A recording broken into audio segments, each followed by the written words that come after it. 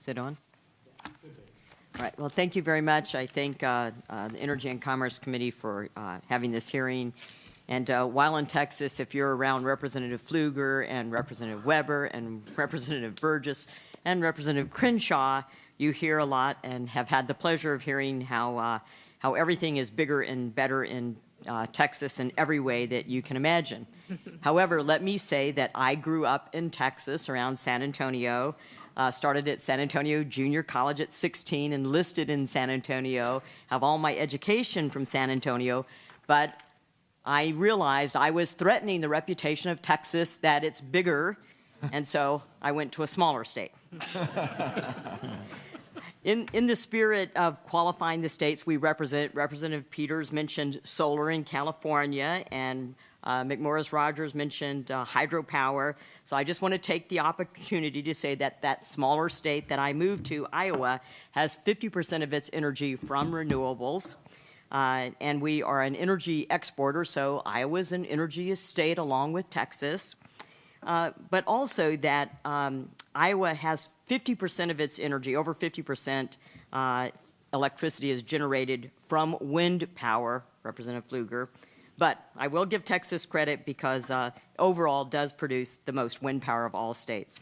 It's also the top crude oil and natural gas producing state in the nation, and we've learned how important that production is to both the state and to Midland in particular. And as states increasingly depend on non-dispatchable resources such as wind, we need strong natural gas supply and deliverability.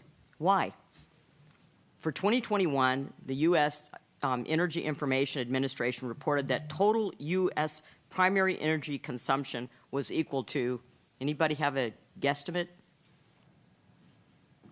97 quadrillion BTUs. And how much of that was from renewables such as wind and solar? 12.5%. How much from natural gas? 32%.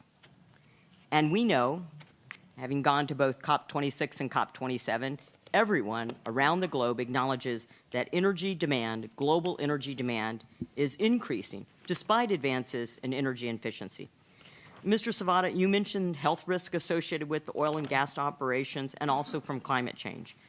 But are you aware how many people perish from colder heat exposure each year? Not offhand, no. Lancet and Wall Street Journal articles in 2021 indicated exposure to hot or cold temperatures is associated with over 5 million premature deaths globally each year. Heat deaths account for 1% of global fatalities, about 600,000, but cold kills 8 times as many people, 4.5 million annually. A study by the National Bureau on Economic Research in March of 2019 estimates that by driving down natural gas prices, not only did that help Midland, but by driving down natural gas prices, the fracking revolution saved more than 11,000 American lives annually from 2010. 11,000 lives saved by what you do here in Midland, Texas. The best way to protect people from heat and cold excess mortality deaths is access to plentiful, cheap energy, and that often means carbon-based fuels. Mr. Pruitt, can you speak to how a strong oil and gas industry is necessary to support other sources of energy, including Texas and Iowa wind?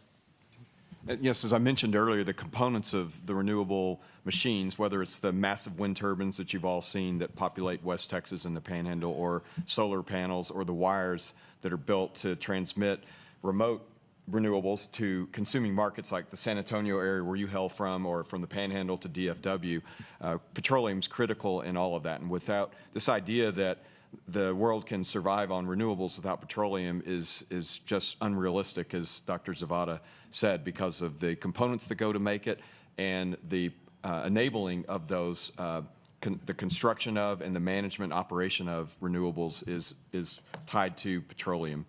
And the density of it and the use of petroleum in transportation fuels also cannot be ignored. Thank you. And we discussed the topic of federal permitting reform. For me, both permitting reform for oil and gas projects and permitting reform for transmission come to mind. And we must find a better balance between energy project development and environmental goals, and I think that we can do both of those. Not lessen environmental standards, but provide greater certainty and predictability to permitting efforts. Because my time is running out, Mr. Chair, I would ask, the question I want to ask of our panel is if they can speak to the challenges that exploration and production companies have faced with respect to permitting and what reforms may be helpful at the federal level, if they could submit that in writing, and then I will yield my time. Yeah. So we'll talk about the ability to have questions